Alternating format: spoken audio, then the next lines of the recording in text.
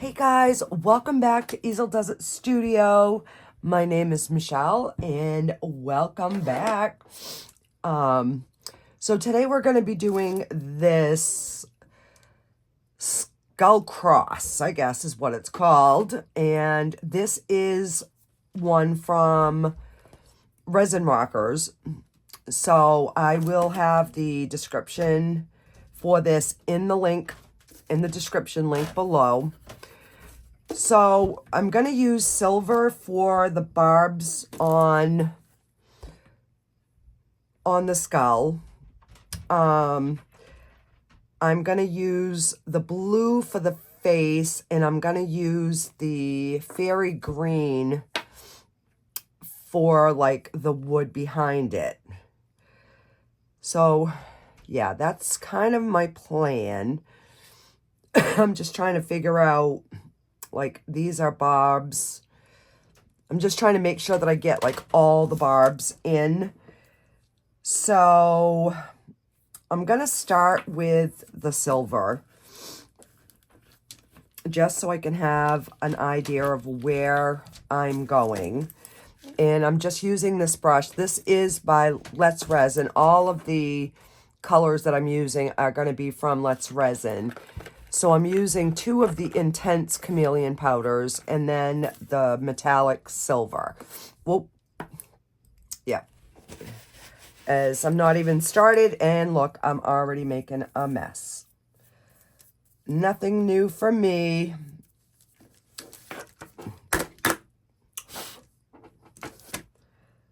Look at, I got cleanup already, guys, and I haven't even started. Like, what in the world?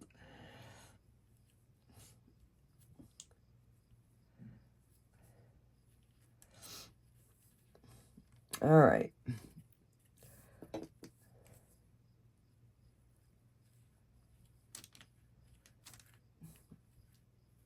And I'm going to try and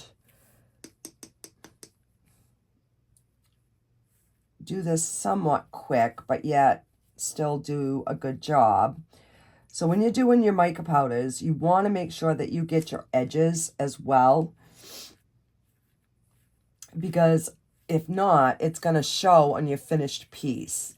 So with whatever color you're backing it in, you will see that color versus the chrome or whatever color you're putting in. And I believe this is a barb.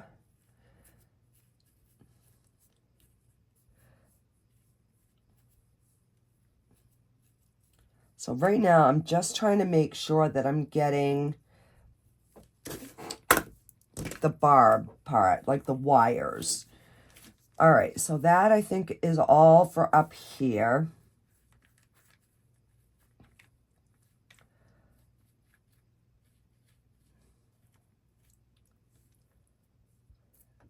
And I guess this one kind of does go all the way around.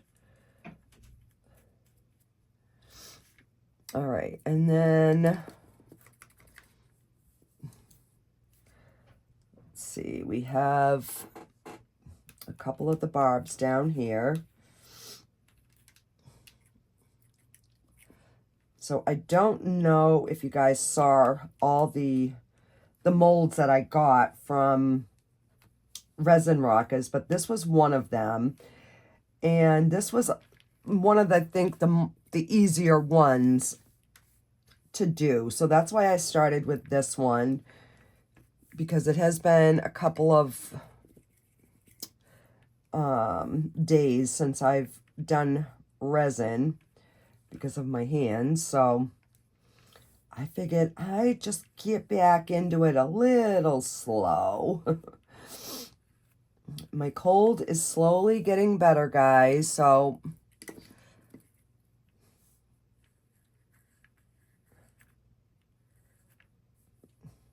all right, so we've got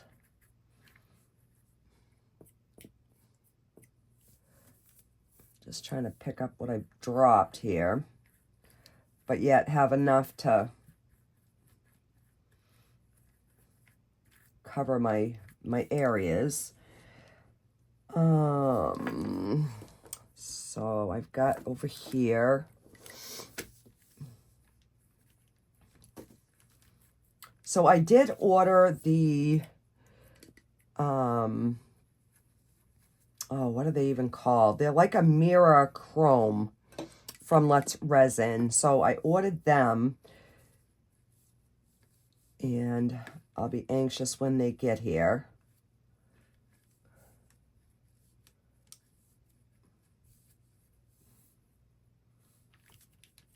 All right, just making sure I get the sides here. I'm gonna have a bunch of cleanup, so I will probably have to put you on a pause. All right, so I've got the barb there and there. Down here, coming across like that, and down here, and in here. So I think we're good.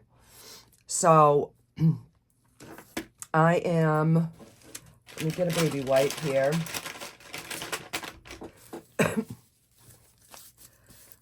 And I'm gonna see if I can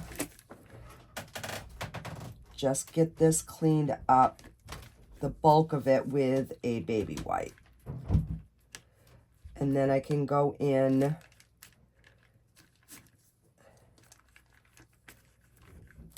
with some alcohol on a with like a Q-tip. So if I can get the bigger spots cleaned up with the baby wipe, then it will make everything else go much, much quicker. So this is the worst thing with coloring your molds with any type of mica powder, because it just, no matter what you do, it just flies. And it's, yeah, it's just a pain in the keister. So you just take your time, and you get where, you know, where you don't want your powder, because whatever touches your mold first is what's going to show up on the backside once you coat it.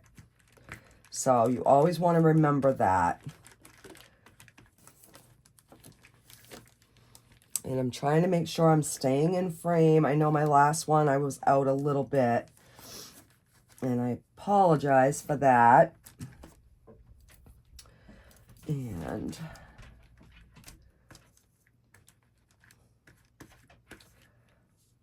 then I will just take like a Q-tip and go over these areas with some alcohol, just to make sure that we got all of the metallic silver off.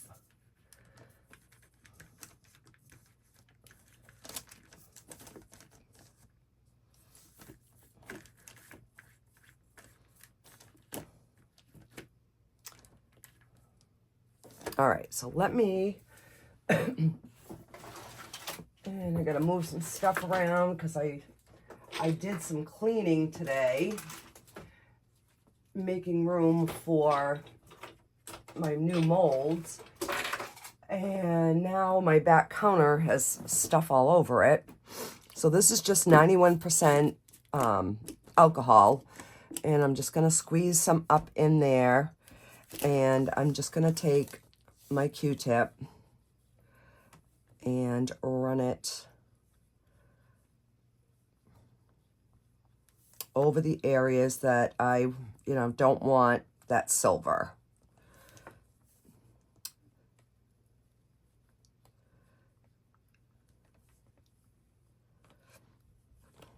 So I thought about doing the cleanup off camera, but I know there are a few new resiners out there, and I just wanted them to be able to see the process, that, sometimes you've got to go over it, and then you've got to put more silver on, or whatever color that you're dealing with, because you end up accidentally hitting an area that, like right here, I just got an area that I didn't want to take the silver off. So I will have to go back over that and fix it. So I want my videos to be as helpful and as formative as they can be. So I'm just going to try to fix that right now before I forget.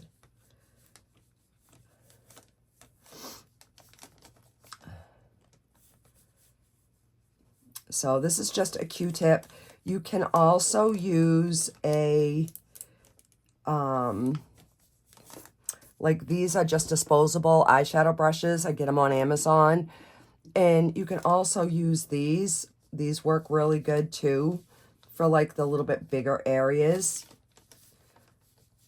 So you can wet one side and use the other side to dry it. That kind of works too. So you just got to find what tool works for you for whatever project that you're actually working on. Because some of them have really intricate details, so you might need a little micro brush versus a Q-tip or a makeup applicator. So you've just got to kind of gauge by what you're using, and then you can also wipe it off on a paper towel so that you can go back in and, you know, continue using the same one. And then I'll just use the other side to kind of dry it.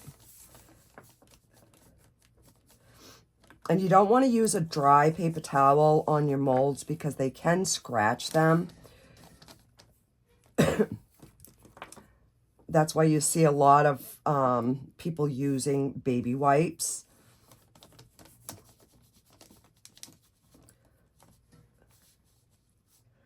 Just because it works. It's a softer finish, I guess. A softer cloth. All right, so we've almost got the silver cleaned up.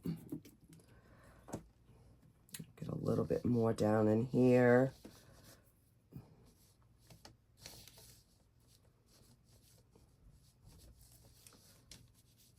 So the general rule of thumb is when you're using a chameleon mica powder, a black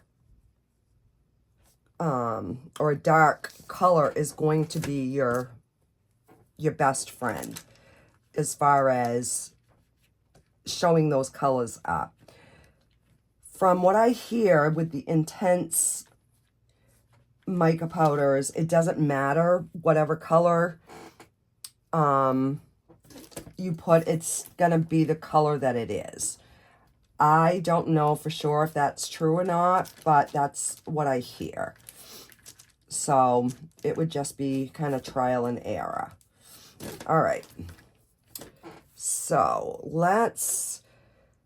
I'm going to do the face because then I can do like everything else and it won't matter. And I don't think I'll have as much cleanup around the face area as I will when I start doing the rest. So this is just a switching sponge. It's just a makeup, what you use to clean your eyeshadow brushes off. So I'm just going to do that, and we're going to get rid of the silver so I don't have flying silver everywhere. And we're going to go with the intense, the deep blue. Oh my God, this is my favorite. Look at this color. So these jars are small, but they do go a long way. So, and just make sure that you burnish them in.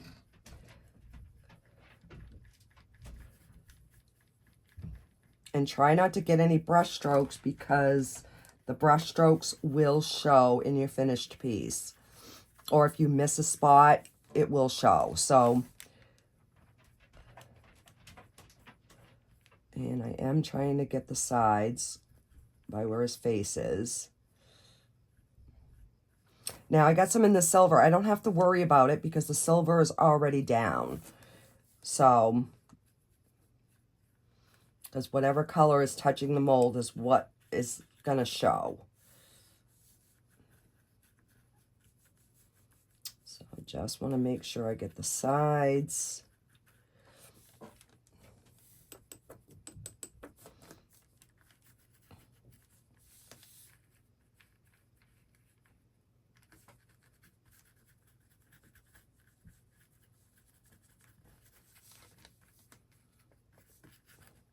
trying not to put my head in the way either. I thought about doing the eyes in silver too, but I think it would take away from the look. So I'm sure we'll be doing this mold again before Halloween is over. So we might try it at a later date. And I'm just making sure, like, around the eye sockets is all covered, and the sides.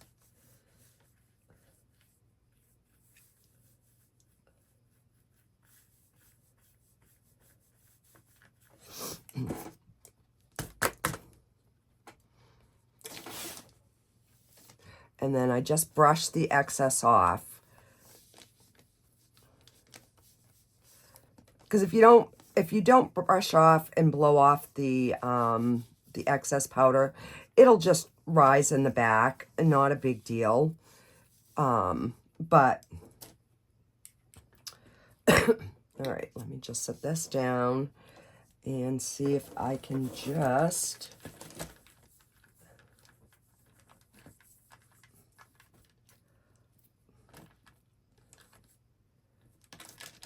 get this.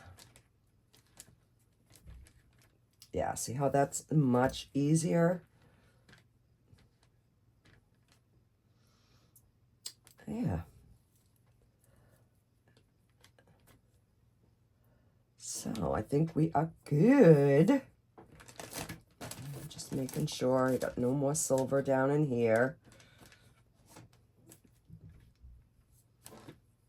All right, so let me just kind of wipe this. So I will be backing this in a black resin, and I'm going to use my casting resin because I love that one. I wish that one came in a 2-gallon jug. So let's resin, if you're listening. Make bigger jugs of the casting resin, please.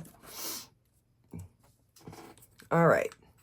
So let's get this green on, and then I can clean my hands and we can get some resin mixed up. And I'm going to mix it up, but I'm probably not going to bother to run it through my vacuum chamber. Well, my debubbler, I should say. I don't have a resin, a vacuum chamber yet. It's on my list of wants. But they're not going to show because you've got your mica powder on here, and we're going to be coloring it with black anyways, so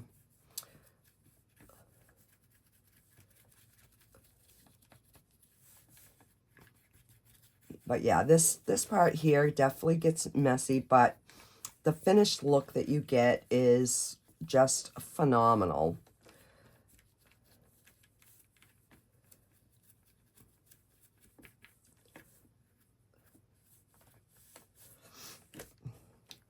All right.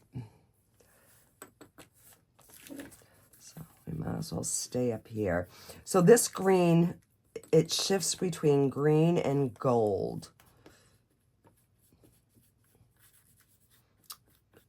So it's really, really pretty.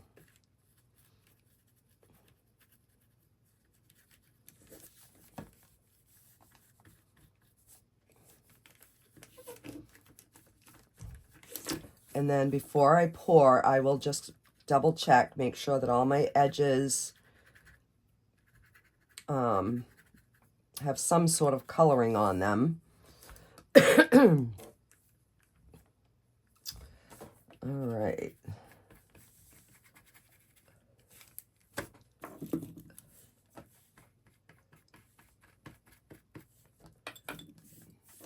I mean, you can actually even pour it in your cap, and that way you can get just little bits at a time.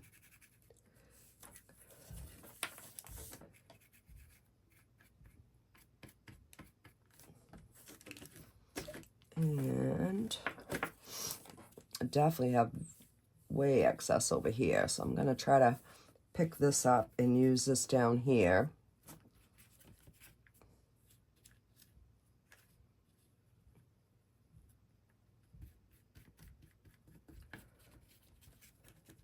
And then I just shake this over the trash can and get the excess powder out. And then I give it a good blow and we're ready to pour.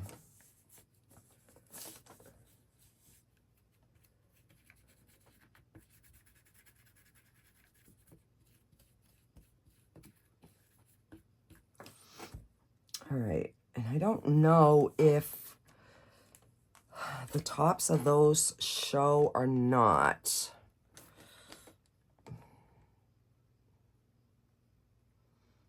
I don't think so.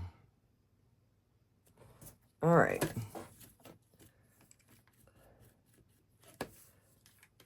So I'm just gonna check all my edges.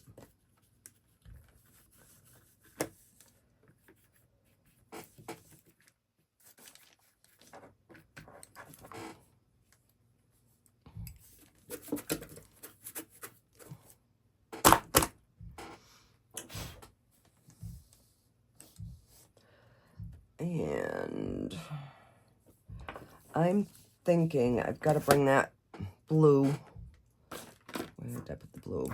The blue up a little bit higher.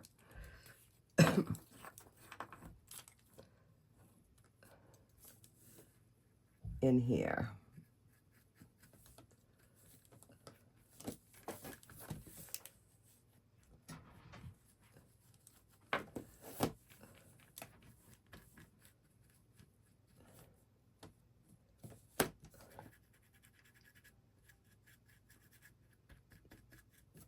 You know, and I mean, every now and then you miss a spot. It's just part of the beast. And see a little bit missing green right here.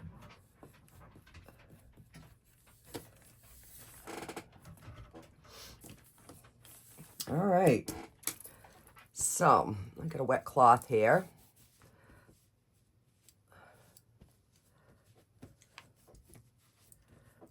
All right, let me cover these and I will put you on a brief pause and I will get my resin mixed up and then we will color it. Oop. And then we wait. We wait. This is the worst part of the doing resin is the waiting. Alrighty, so I'm going to put you on a brief pause so I can put my barrier cream on my hands, get my both gloves on, get the resin mixed up, and I will be back. Alrighty, guys, I've got my resin all mixed up. Let me just banged out the excess. And I'm just going to use my black pigment paste.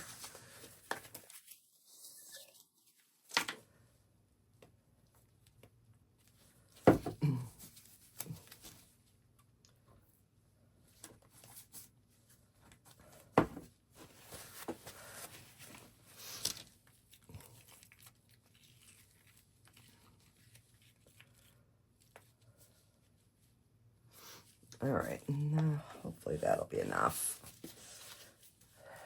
All right, so let's just get this mixed up. And this one made way more bubbles than normal, but it's gonna get disguised. Not that big of a deal. And I'm just gonna clean my stick off and just make sure that that is stirred in really, really good. Because if you don't stir it in good, it can like leak on the back. It doesn't cure. the first time that happened to me, I'm like, why is the black leaking out of it? Because I hadn't mixed it up good. So yeah. So we're just going to leave this till tomorrow because it's already 7:15 here. So I'm not going to put it on a heat mat or anything. I'm just going to leave it right here, let it cure till tomorrow, and then we will demold. So I mixed up 6 ounces. I don't know how much this takes. So I'm hoping that we have enough. We're about to find out.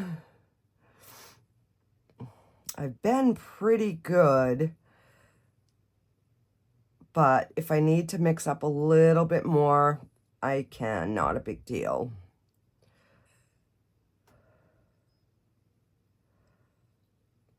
And I'm kind of holding it up high a little bit, just hoping the bubbles pop as it gets poured in. And this is self-leveling, so it will find its way.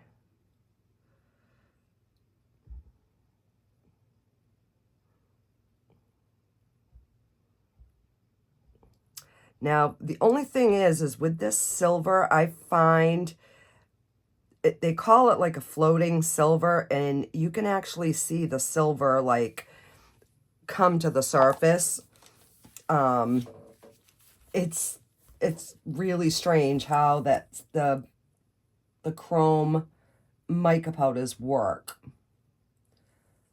So I'm just gonna get it kind of coaxed into all of the little nitty-gritties. And you can see the bubbles are popping. So it looks like we're going to have enough. If anything, we might have a little extra. I mean, I can still put some in here, but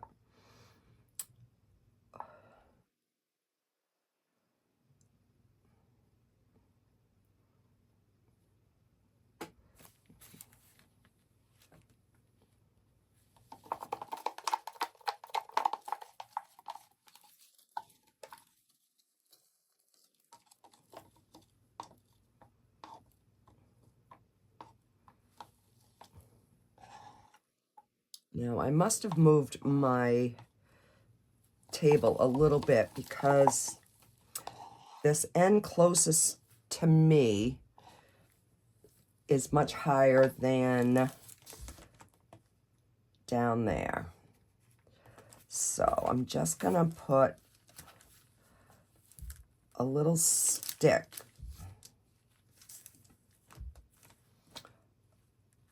underneath there, and we'll just give it a minute. So yeah, it took 6 ounces. It's pretty full. I mean, I could probably put a little bit more down there, but overall it is pretty full. Now you can see where the mica powders are like running on the back. That's fine, it's the back. So I will just give this a watch. There's a piece of something floating here. Oh, and I got it. So if you see anything, you know, like a hair or anything like that, now is the time to get it before it turns to like a gel. Because it's like no matter what you do, you always end up finding something in your resin that is not supposed to be there. Alrighty, guys, so that is it for this. I am going to let this cure, and I will be back in the morning, and we will demold and see if I got all my parts colored the right way. Alrighty, guys, Have a great night, and I'll see you in the morning. Alrighty, guys, this is the next morning. This is all nice and hard. So let's see what kind of job I did. Hopefully I did not miss any spots. Hopefully.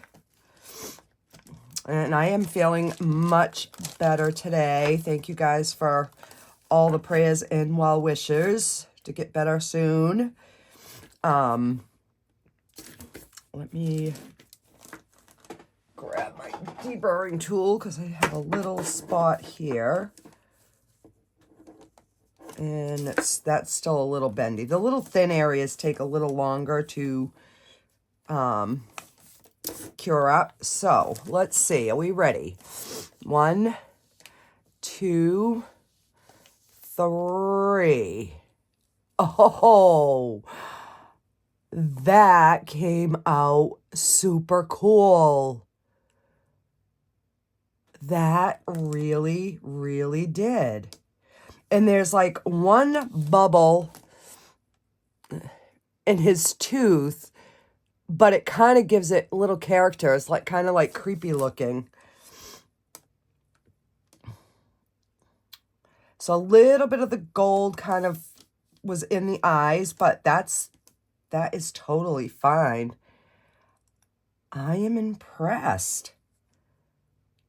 This came out really, really cool.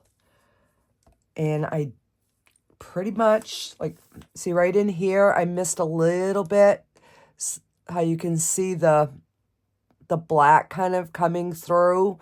So that's why I say it's really important to get all your sides. See over here, I missed a little bit, which, I mean, it's not that big of a deal, but that's the importance of, like, making sure you get your edges. Like right in here, I missed some.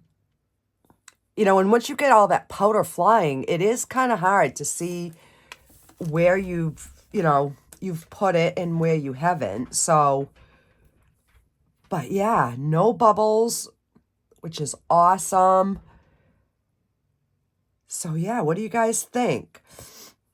So I will try to find this mold and link it in the description.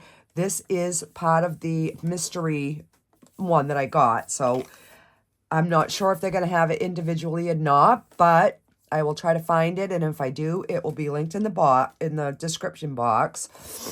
So what I will do is, you know, the little sawtooth picture hangers, I will put one on here and I will just E6000 it. And then it has a place to hang it.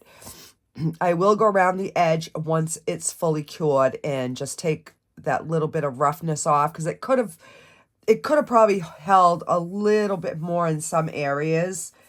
Like right here, there's no high spots. It's nice and smooth there, but yeah. So overall, I think this came out super good.